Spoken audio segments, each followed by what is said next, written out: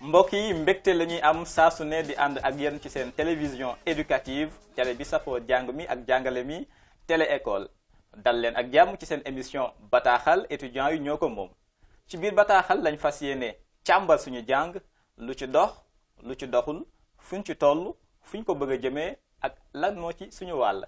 tey ñuy waxtaanee mbir mu am solo muy enseignement supérieur et marché du travail ma ci ànd ak samay naataango Mouhamadou Tall ci sama càmmooy Souley Sarr ci sama gauche Mouhamadou Tall ginnaaw ba ma la nuyoo ma bàyyi la nga nuyu téléspectateurs yi ñuy seetaan wax leen yow yaay kan. salaamaaleykum Seydina di la jaajëfal bu baax a baax ci invitation di nuyu téléspectateurs yëpp man la Mouhamadou Tall ingénieur en génie logiciel et analyste de données bokk ci kuréel bu ñu naan Core Africa Sénégal en tant qu'interne en monitoring évaluation. jërëjëf Mouhamadou Tall leer na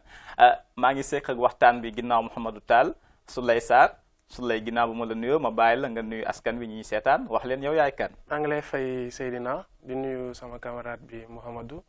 je suis très content aujourd'hui d'être dans cette émission et je m'appelle Souley Sarr maa ngi étudiant à l'université Gaston Berger de Saint-Louis en gouvernance locale et développement durable et en même temps je suis écrivain, poète et tout ça. merci beaucoup Souley leer na merci beaucoup Mouhamadou Tall tey ñu fas yéene ànd ak ñoom waxtaan ak ñoom ni ma leen ko waxee ci njëlbeen ci sujet bu am solo muy enseignement supérieur et marché du travail bëri na ci ñu ndaw ñi nga xam ne dañuy jàng ba am suñu diplôme waaye am liggéey day daal di nekk suñu problème mujj gi sax ñu dem ba ñi nga xam ne dañoo am seeni diplôme wut liggéey dafay daal di nekk seen liggéey mu am ñeneen ñi nga xam ne dinañ dem ba liggéey bi nga xam ne moom la ñuy liggéey du bokkul ak formation bi nga xam ne moom la ñu am ci biir université tey ñu fas yéene waxtaanee loolu yëpp donc Mouhamadou Tall ma tàmbalee ci yow gis nañ ne étudiants yi ñu ci bëri wala ndaw ñi dinañ jàng ba am seeni diplôme mu nekk licence wala mu nekk master waaye dañuy am jafe-jafe ngir daal di liggéey lan moo waral loolu. lu ko waral dama naa ñett pàcc la wala ñett mbir la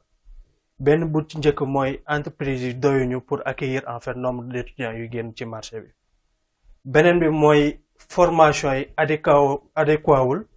ak lu nga xamante ne entreprise yi ñu ngi koy proposé maanaam comme ni nga ko waxee ci njëlbeen nit ki dina jàng fekk lu mu jàng du loolu noonu lañ koy proposé ci marché bi loolu problème la bu weesoo loolu aussi dafa am lu nga xamante dañ koy wax soft skills les compétences transversales mooy lu nga xamante ni prise de parole en public travail d'équipe yooyu noonu dafa nekk ay compétences yu nga xamante ni tey jii duñ ko joxe ci université donc nit ki bu génnee aussi entreprise yi wër loolu noonu dafay fekk du am donc loolu day nekk benn barrière pour am aussi liggéey merci beaucoup. loolu dafay nekk benn barrière bu tax étudiants yi ñu ci bëri wala diplômés yi duñ daal di am liggéey dafa mel ni am na lu am solo lu mu wax ay compétences transversales.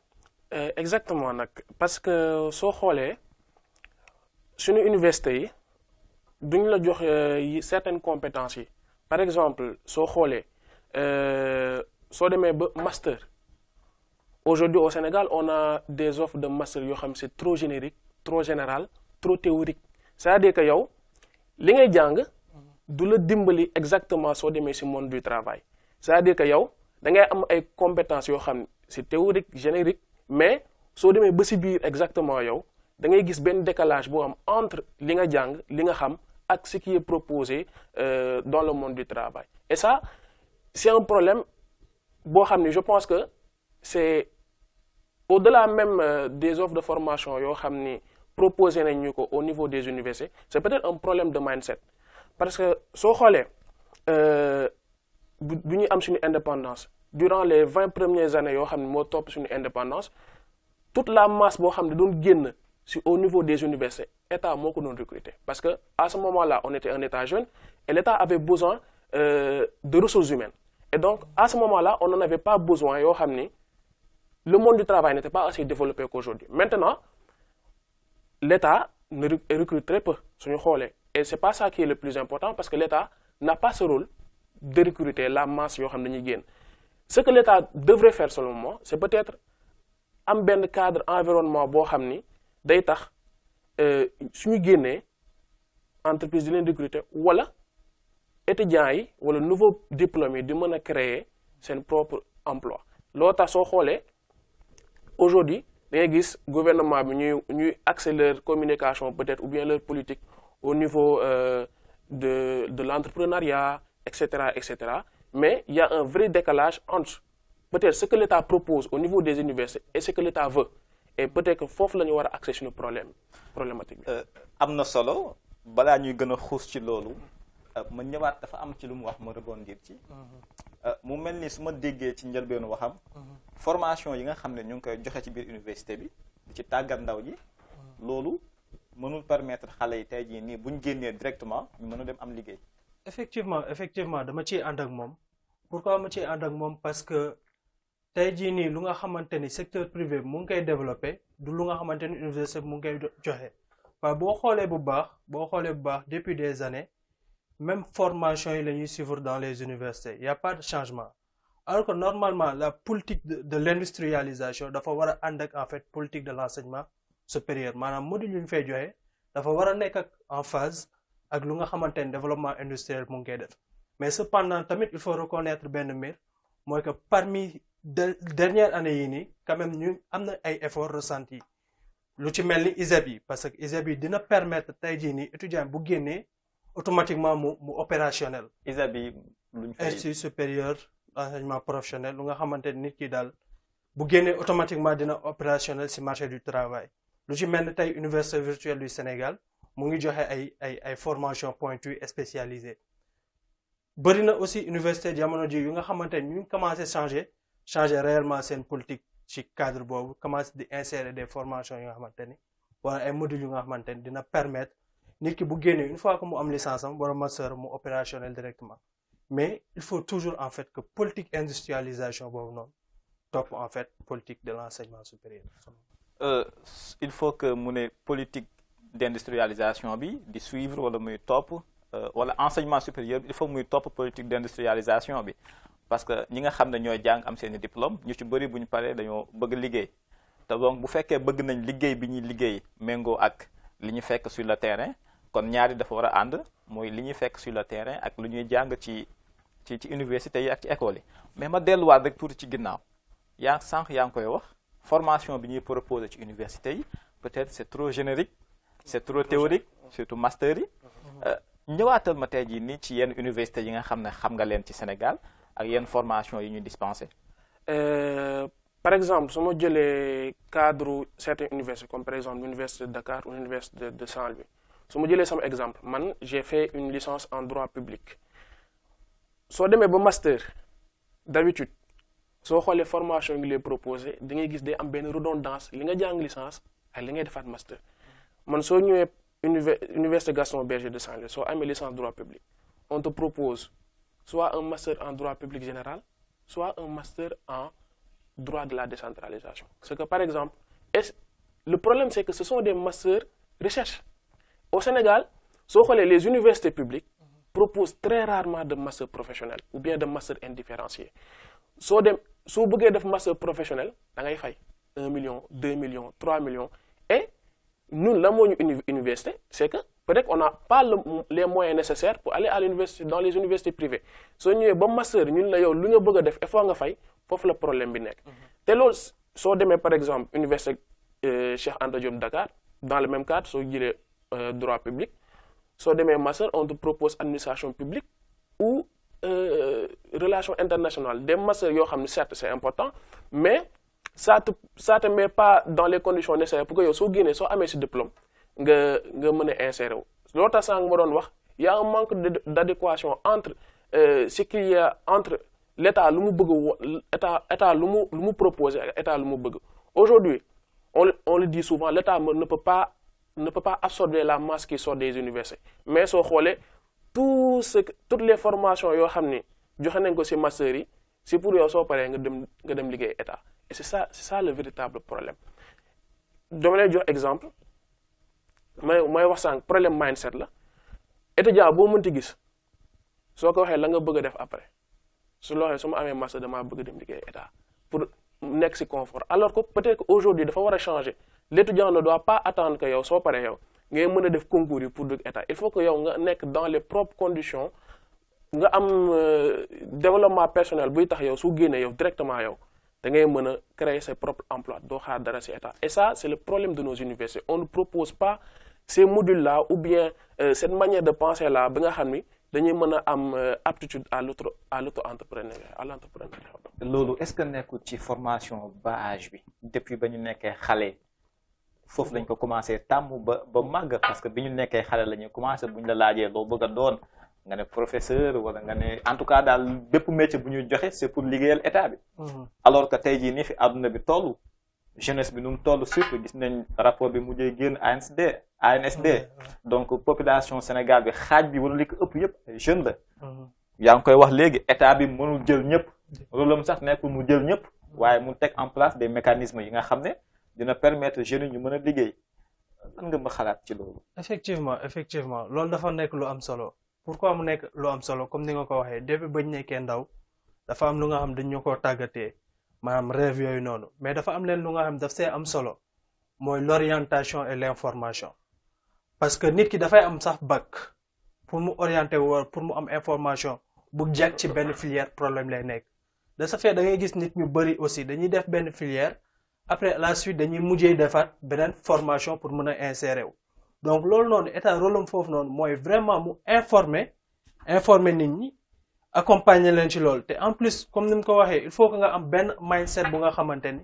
yow boo tollee benn état bi nga xam kat man lii laa bëgg bu ma xamee ne lii laa bëgg il faut que au moins ma dem vers l'information ma formé wu ci pour mën a adapté wu ci loolu te wax na ko léegi les compétences les mindset compétences interpersonnelles yooyu noonu moo lay permettre tey jii nii nga mën a xam au moins yow li nga soxla ak lu marché de l'emploi soxla pour nga mën cee dem. problème orientation bi nga wax bëri na te dëgg la xale yi bu ñu amee bac je pense que ñun ñëpp daloon nañu. ñu ci ëpp ci ñun bañ amee bac ba ñu choisir fi nga xam ne moom lañ bëgg a continuer suñu jàng université dañuy ñëw choisir benn département wala ñaar yoo xam ne ñoo ko choisir suñu bopp li ci des yëpp dañuy def choix rek pour. remplir case bi mais xamuñu exactement ñun luñ bëgg a def amuñu ci information bu am solo loolu moo tax nga créé woon fi benn projet. waaw mu ngoog loolu taxoon depuis 2019 ma mettre en place Gindima pourquoi ma mettre ko en place parce que dama remarqué woon ni après loolu dama gis ni sama rakk yi bëri di ma poser question mais Tall lan lay def Tall lan lay choisir ma ne certes kat am na ay inspecteurs yu ñëw am na ñu nga xamante ni état mu ngi leen di yónni ci kii bi ci école yi ñuy joxe information waaye ñi nekk ci université yi nekk ci école de formation yi defe naa ñoom ñoo gën a xam information yi ak ñu nga xamante ne ay professionnels lañ ci loolu lañ cadré woon defar benn kuréel bu ñu naan Gindima boobu noonu nag doon aider élèves yi avant laataa ñoo am bac mu leen di orienter wax leen filière bu nekk lan moo fa nekk ak université bu nekk lan moo fa nekk te ñu ko doon def ay nit ñu nga xamante lañ wala ay étudiants yu nga xamante ne ñu ngi ci soit université yooyu noonu soit ñu ngi ci benn domaine bien déterminé donc xam nañ cursus ba pare donc loolu da doon permettre étudiant bachelier bi avant même moo def choix am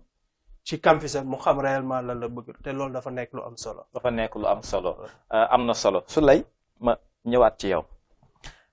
maa ngi koy wax ne étudiants yi ñu ci bëri dinañ am diplôme soit mu nekk licence wala mu nekk master di wut liggéey mënuñu am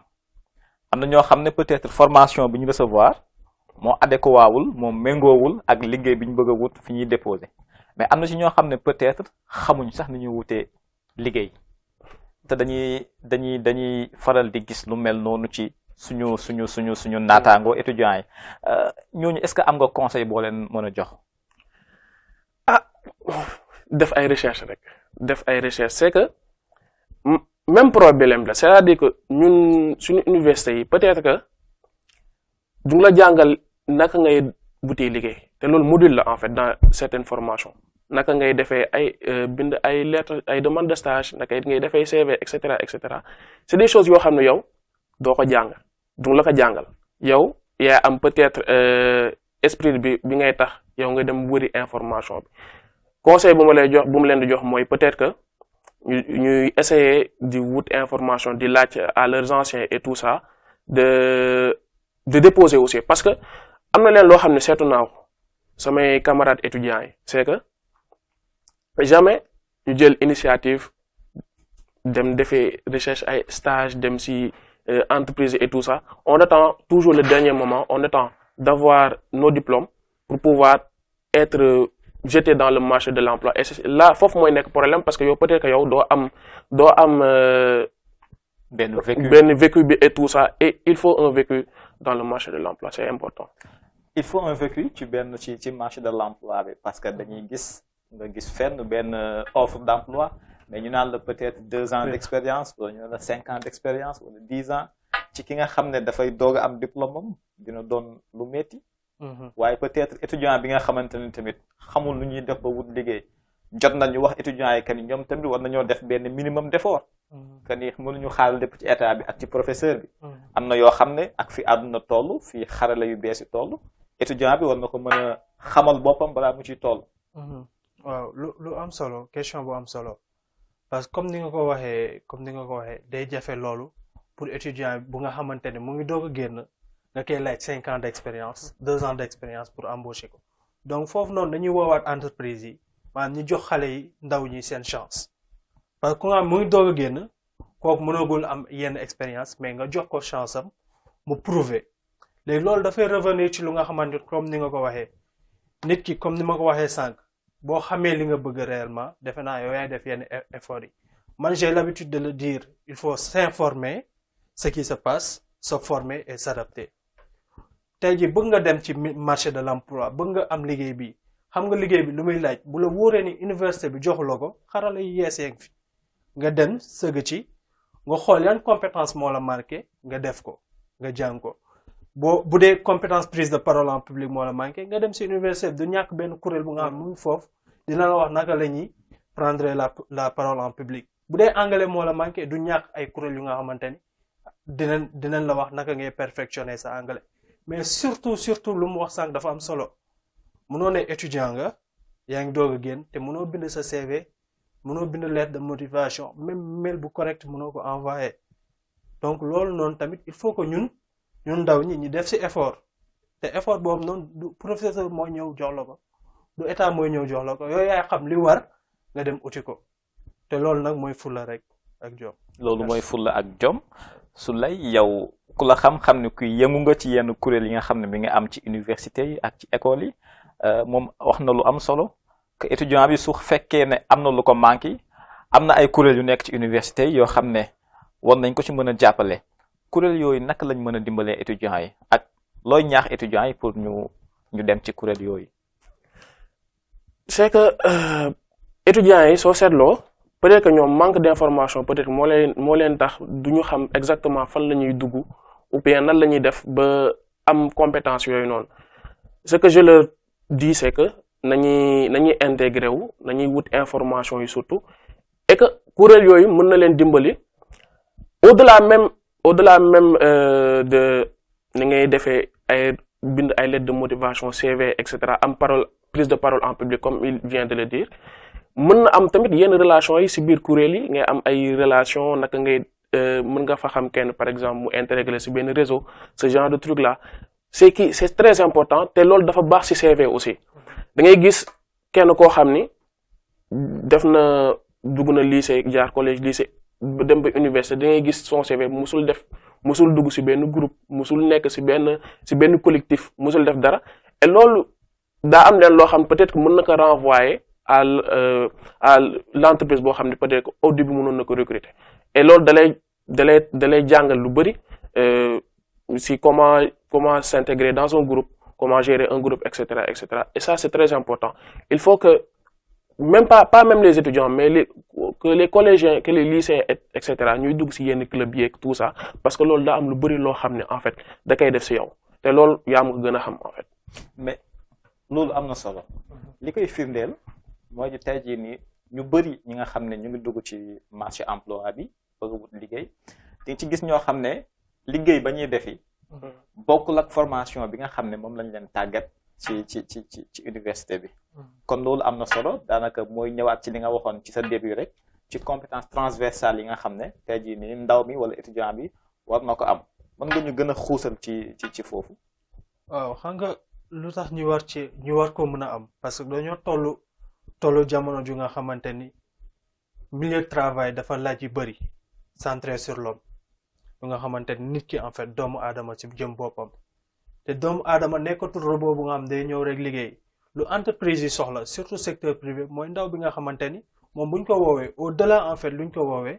moom kat bu toogee ci réunion dina mën a joxe benn avis bu am c'est pertinent ndaw bu nga xamante ne tey jii nii directeur bu fi nekkul man war naa mën a jaay sama entreprise war naa ne man entreprise bi lay liggéey war a fii lay liggéey donc war naa mën a représenter loolu noonu te loolu noonu ay soft skills la ndaw ji nga xamante ne tey jii nii du xaar leen habillement bi lépp ci la bokk donc loolu lañ soxla du ku nga xamante ni dafay ñëw juste da ngay ñëw liggéey sa liggéey dem sa yoon non soxla nañ ku nga xamante ni au delà de liggéey bu muy def vraiment mu indi une valeur ajoutée à l'entreprise te valeur ajoutée boobu noonu mooy tey bu ñu indee nit ñi bëri moo xam xeet bu mu jugee moo xam dëkk bu mu jugee moom mën a liggéey ak ñoom moo xam làkk bu muy làkk moom mën a liggéey ak ñoom loolu mooy esprit d'équipe au delà de ça comme ni ma ko waxee sànq ki nga xamante ni tey bu toogee réunion amul directeur amul leneen mais kooku noonu mu capable joxe benn idée capable di proposer benn affaire proposer ay idéem entreprise bi adapté ko dem mais bu dee yow da nga ñëw rek pour liggéey dem dafay metti donc loolu noonu après mooy def différence tey jii ni ñun suñu jàng lépp ci français la mais anglais bu nga xamante ni peut-être dañ ko doon xeeb tey dafay bokk ci compétence yooyu noonu nga xamante ni entreprise bi daf koy soxla waaw daanaka daal loolu laa ci mën a wax. am na solo Souleye ma ñëwaat ci yow beneen yoon am na loo xam ne seetlu nañ ko ci étudiants yi di nga ci bàyyi xel wala Mouhamadou Tall bàyyi ci xel mooy que ñu ci bëri ci étudiants yi nga xam ne bokk nañoo ak ñoom promo dañ ciy gis ñoo xam ne dañuy jàng di def formation universitaire bi mais dañuy obligé am beneen formation complémentaire bu ñuy def ci école de formation yi te bëri na trop ci étudiants ñu koy def loolu firnde la ci ne formation bi ñuy joxe université kase doyul wala formation professionnelle yi ñuy def moo gën a baax ban jàngat nga ci am. C'est pas que moo gën a baax mais c'est plus adapté loolu laa doon wax sànq mënoo am dem ba université nga def benn master boo xam ne c'est très théorique très générique nga bëgg dugg ci monde de l'emploi loolu da ngay gis ñu bëri ñoo xam ne suñu defee seen master suñu bindee seen mémoire ba pare da nga leen di sànni ci monde de l'emploi bi mais à leur dépend dañuy xam ni peut-être que amuñu compétences nécessaires yi pour dugg ci entreprise et ils sont obligés de refaire par exemple yeneen 2 ans yeneen 3 ans au niveau des universités privées et ça c'est révélateur en fait parce que maa ngi ko doon wax sànq c'est que en fait c'est pas que nos universités n'ont pas ces formations là yoo xam ni mën na tax gars yi dugg ci biir étudiants yi dugg ci biir monde de l'emploi c'est que formation yooyu soo ko bëggee def da ngay fay lu bari mais mën naa joxe benn exemple ñun nga xam ni master droit public lañ am général soo bëggee dem ci monde de l'emploi day difficile parce que li nga la jàngal mooy naka ngay intégré wu ci biir état naka ngay defee concours et cetera alors que soo jëlee exemple par exemple ci yeneen dëkk yi dangay gis ay master urbanisme ay master construction et cetera des master yoo xam ne da lay wóor na yow soo ko defee yow soo génnee yow da ngay liggéey. méngoo na ak alors que c'est pas le cas ici au Sénégal ce qui fait que yow t'es obligé d'aller faire une formation professionnelle ou bien t'es obligé de refaire yeneen 2 ans au sein de ton université mais dans une formation payante et ça c'est un problème. C'est un problème parce que ces formations payantes-là doivent être ouvertes à tous les étudiants. Ce sont des formations yoo xam ni da ngay gis ce sont des professionnels ñoo leen di jàngal des enseignants hautement qualifiés et yoo xam ni à la fin tu as la possibilité d'aller faire un stage et c'est ça que devrait être l'université publique. L'université publique ne devrait pas être un champ boo xam ne yow il faut nga def benn formation boo xam ne tu paies 2 millions pour génn nekk étudiant ce qui fait que aujourd'hui on assiste peut-être à une privatisation de l'université qui ne dit pas son nom et ça c'est un problème qu'il faut régler. C'est un problème qu'il faut régler Mouhamadou Tall dégg nga ko mais ñu continuer rek ci li ñu doon wax léegi que ni ndaw mi nga xam ne moom moo jàng te war a liggéey am na ay effort yoo xam ne war na ko defal boppam. tey jii nii entreprise yi peut-être dinañ la laaj ay expérience 2 ans wala 3 ans mais am na stage wala lu ñuy wax ay volontariat yoo xam ne tey jii nii étudiant bi mën na ko def peut-être su amee vacances wala mu am vacant en tout cas ci temps war na ko mën di def tey jii boole ko ci CV ba nga xam ne su paree tey jii nii di wut diplôme même si di wut liggéey même si amul expérience bu bëri bi nga xam ne dina laal juróomi at wala fukki at waaye mu am lu mën a proposer ne lii kat ba may jàng maa ngi ko doon defaale am na ci loo ci yëngu. nga ñëw ci xuus ci mais tamit waxaale ñu ci loolu. waaw lu am solo comme ni nga ko waxee booy doog a génn c'est difficile nga am expérience waaye heureusement ba lu ci mel ni volontariat waa ngi fi d'ailleurs loolu ñu ngi ko commencé depuis tout petit depuis collège depuis lycée yow xam nga ci dara avec le réseau des clubs scientifiques du Sénégal d'ailleurs maa ngi leen di nuyu ñoom ñëpp suñu expérience bu récent mooy Corps Africa Sénégal. Corps Africa Sénégal benn kuréel la bu nga xamante day permettre en fait sénégalais yi def volontariat te volontariat boobu c'est une question de redevabilité citoyenne donc di leen nuyuwaale ñoom ñëpp surtout la cohorte 6 ñu nga xamante ni bokkuloon ak ñoom cohorte de l'excellence léegi volontariat boobu daf ñuy permettre tey yenn compétences yu nga xamante ni dañ koy soxla ñu am ko réellement surtout côté soft skills je prends mon exemple. tey ba ma amee sama diplôme en ingénierie logicielle plus particulièrement ma spécialisé wu dans l'analyse de données xam naa ni kat man li ma bëgg a def ëllëg ci côté analyse de données la ci côté business intelligence ci côté suivi et évaluation ma xam ni du dugg directement ci marché de l'emploi moo ma koy may donc dama préférer dem ci Corps Africa volontaire foofu pendant 1 année ci biir volontariat boobu noonu ma am ci ay compétences lu ci mel ni design thinking lu ci mel ni gestion de projet lu ci mel ni suivi évaluation après ci lañ lancé un appel à candidature pour une poste ma postulé ñu toog des mois après deux entretiens finalement ñu jox ma poste boobu juste pour finir en fait te tey jii nii boo jëlee alumni de Corps Africa Sénégal plus de 95% après seen service de volontariat ils sont directement employés dans le marché du travail. loolu mooy firndeel ni tey jii volontariat boobu noonu wala peut-être yeneen ñu nga xamante ne ñu ngi koy def comme sànq nu mu ko waxee dugg ci club yeeg yooyu noonu loolu daf lay permettre très tôt à bas âge nga am sa CV bu nga xamante ne dina am yenn expérience yu nga ciy def te recruteur bi la koy soxla daf lay jox confiance parce que danaan kii ndaw bi kat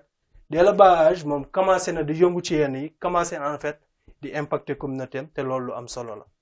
donc ñu déggee ci ne malgré que tey jii nii formation bi war nañ ko améliorer ci université yi bien vrai aussi que ni nga ko waxee sa njëlbeenu wax ay amélioration bu ngi ci am ci yenn université yi université virtuelle yaa ngi koy wax léegi sa ci ginnaaw nga ne am na yenn formation yoo xam ne ñu ngi koy commencer adapté ak réalité bi ak yenn code yi nga xam ne joxe nga ko fii nii su lay ci lancé boobu noonu yow lan ngay proposer tey jii nii sa mbokk étudiants yi sa naataangoo yi ñu koy def en attendant ñu am seen diplôme loo xam ne dina leen permettre bu ñu jotee seen diplôme ñu am lu ñu mën a proposer au moins ki nga xam ne bëgg na leen jël pour ñu liggéeyal ko. déjà rek avant que ñuy dugg université il faut que étudiants yi comme ni nga ko waxee woon sànq ñu xool information yi aussi parce que am na aujourd'hui da ngay remarquer même si bon il y a des améliorations qu'il faut faire mais il y a certaines choses yoo xam qui sont bien qui sont en train d'être mises en place soo xoolee il y a certaines formations yoo xam ni ñu ngi koy proposer au niveau de Campus N maa ngi koy gis par exemple yaa ngi gis ñuy def ay formations en politique publique et cetera ce sont des formations yoo xam ni 3 ans tu as une base boo xam ni au moins mën na la tax nga dugg ci monde du travail c'est que peut-être que étudiants yi du ñu xam information yi du ñu xam peut-être que formation yooyu lan lay jëriñ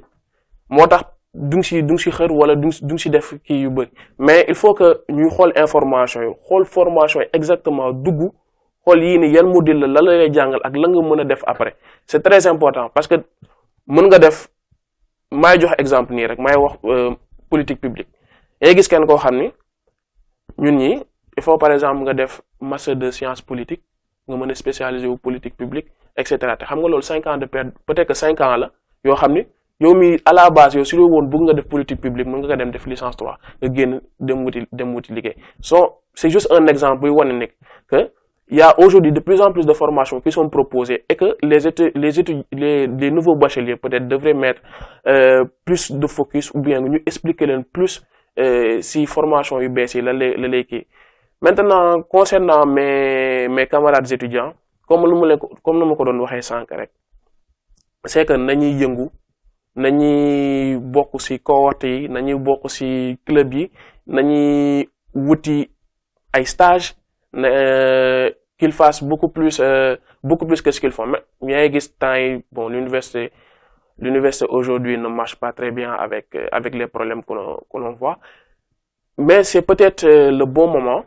de se former, de s'auto-former sur certaines compétences transversales au lieu de rester aujourd'hui à ne rien faire ou bien à attendre de l'État ce qu'il faut faire. Adduna bi foofu la toll gis nañ problème yi am université UCAD fi mu toll nii tëj nañ ko donc le monde tend vers li ñuy wax tey jii nii jàngum en ligne jàngum numérique bi donc xale yi étudiants yi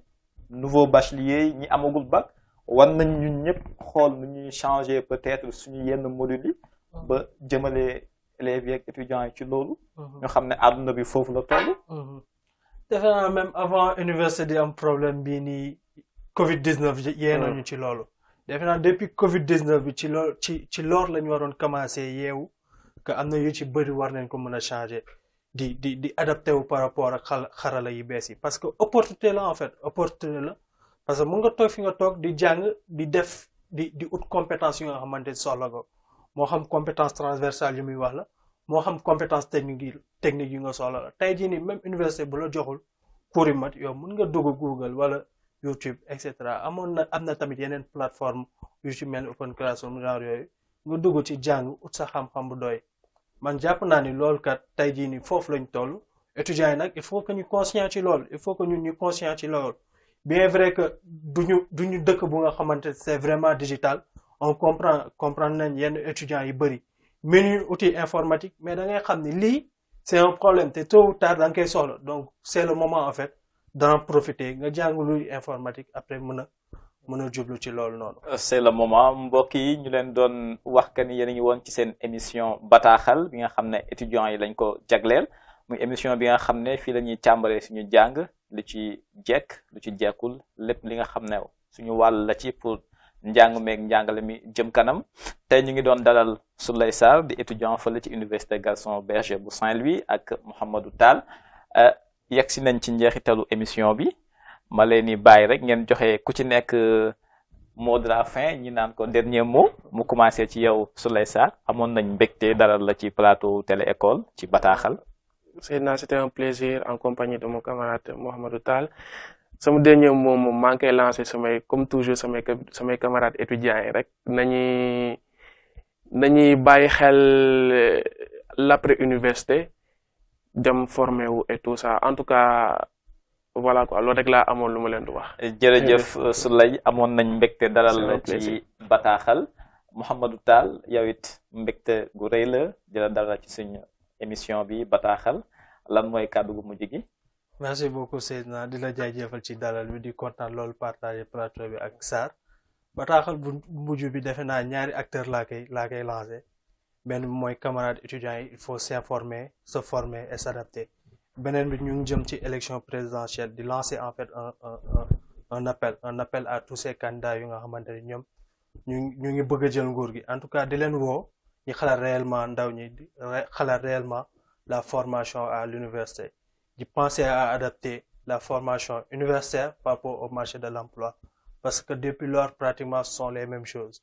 donc loolu daal la amoon di leen wax di jaajëfal waa Corps Africa Sénégal bu baax a baax. di leen jaajëfal yéen ñaan ñëpp di leen jaajëfal yéen ñi àndoon ak ñun ci seen émission bataaxal comme ni ngeen koy defee saa su ne di leen jox dig daje ci ay fan yu néew ci seen beneen émission bataaxal d'ici ñu fay yegg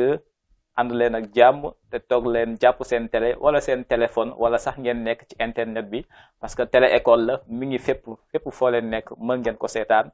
amul dara lu leen tere seetaan Télé École bataaxal la woon ñu ànd ak yéen àndoon ci ak Souleye Sarr ak Mouhamadou Tall ngeen àndoon ci ak seen mbokk Seydina Omar di leen jox dig daje ba beneen yoon.